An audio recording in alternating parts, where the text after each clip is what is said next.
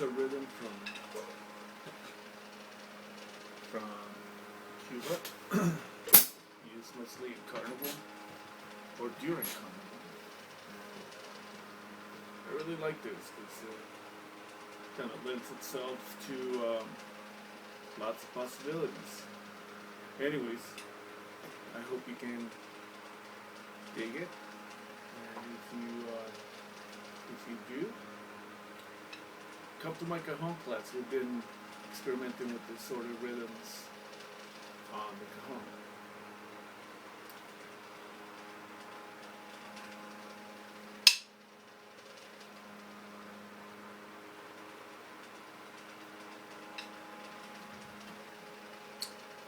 Hi.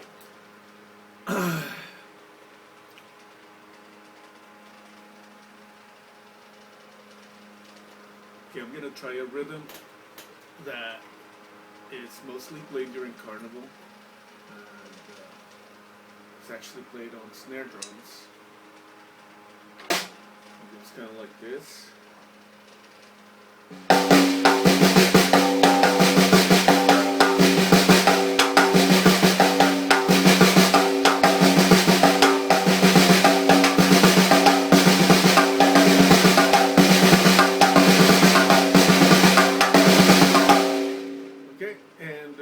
If you're wondering what the count is, or the pulse is, you know that most of this music is written in twos, so it'd be 1, 2, 1, 2. You can actually kind of get 4, 1, 2, 3, 4.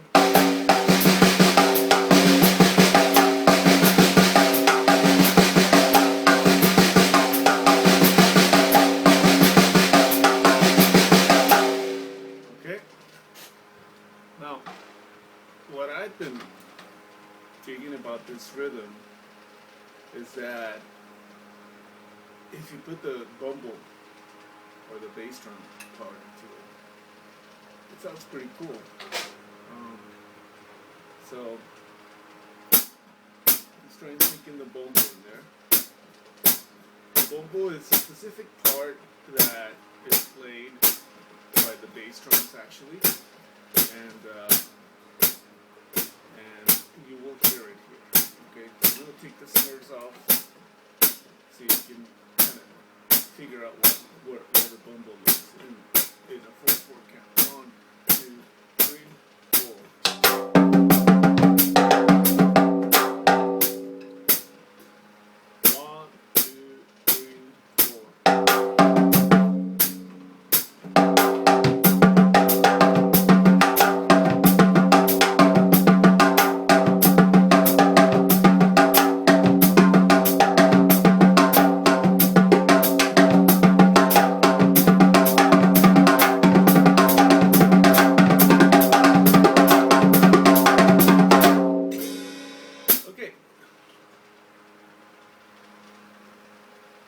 I'm going to try this a little slower, putting the rhythm along with the bumble pattern. And 1, 2, 3, 4.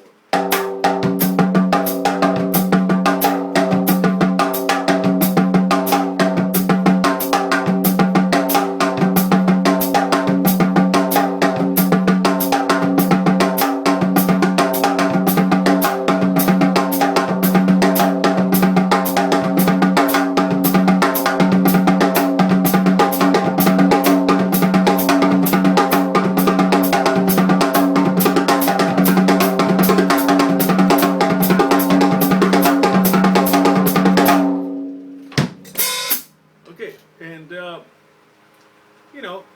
this is one of those rhythms that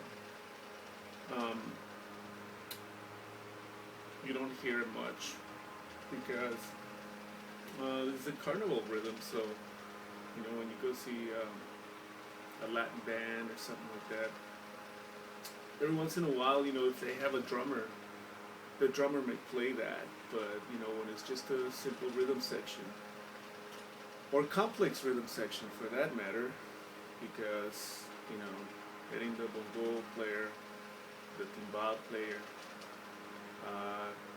etc.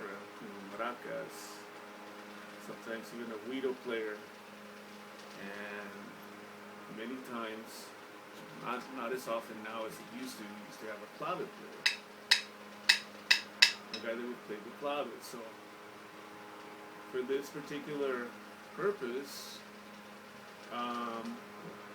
or the purpose of this rhythm as a drummer, it's really cool because if you're sharing the rhythm section with conga players, timbale players, etc., you kind of held back to a couple of like just on the pocket type of rhythms, and not that they're simple. They're still complicated, but this gives you a little bit of difference between the other 2 or 3 members that are playing percussion. So, I've seen drummers play it on the hi-hat. I've seen drummers that, during a particular solo, they break the section into different drums. For instance, here's the part, and then I'm going to break it into my floor tom and my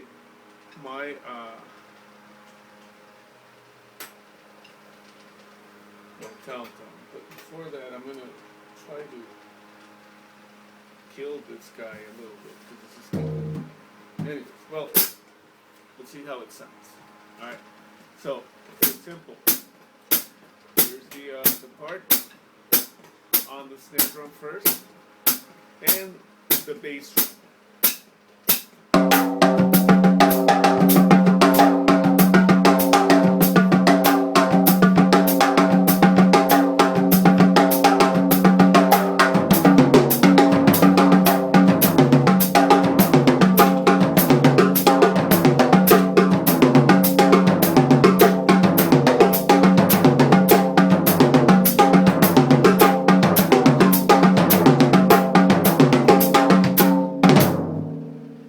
So gives you an opportunity to maybe use it as a solo,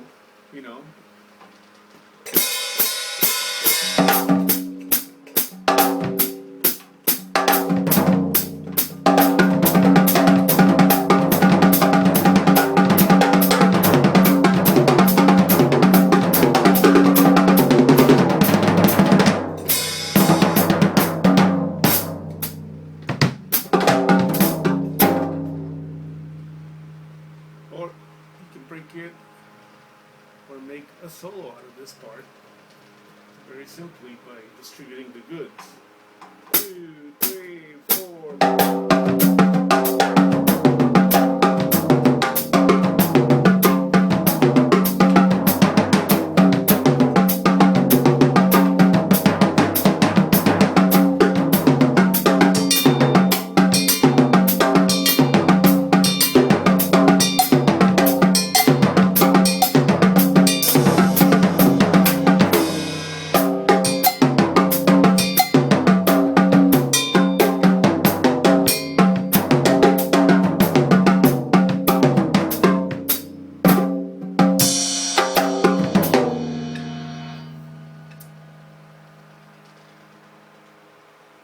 This could also open up lots of creativity. So, just because it is a snare part doesn't mean that you should play it there. You can play it on the hi-hats.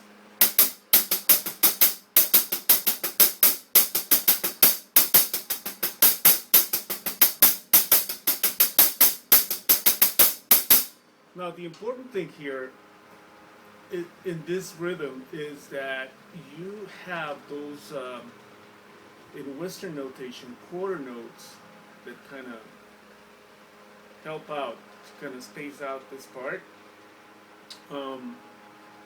And the feel is not so much of a quarter note. It's more of a triplet feel. Watch this.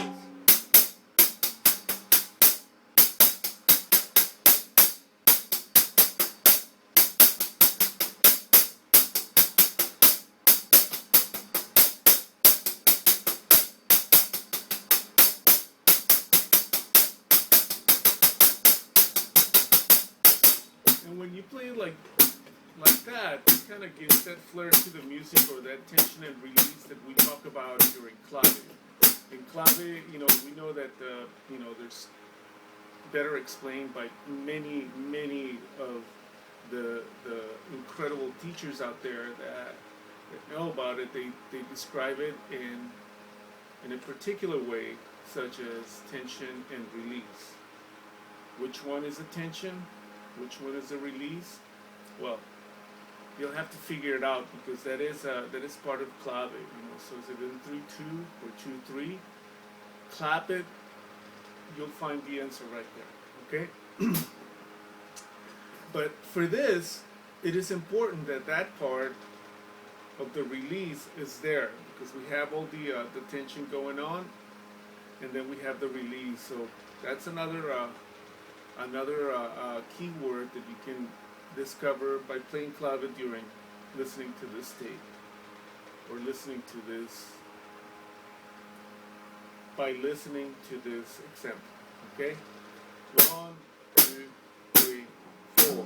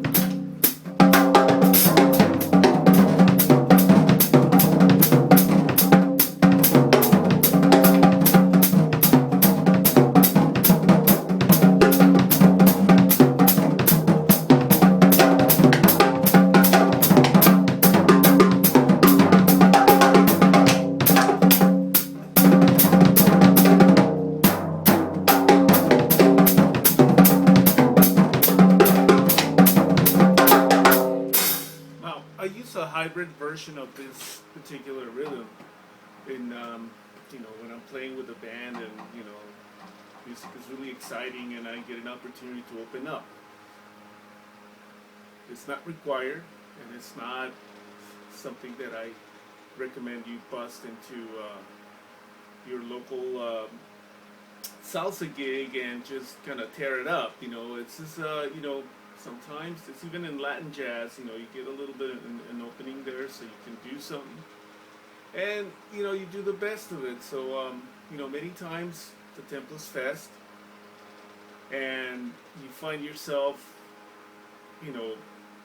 thinking about ideas. When you think about ideas, chances are that you're not going to play.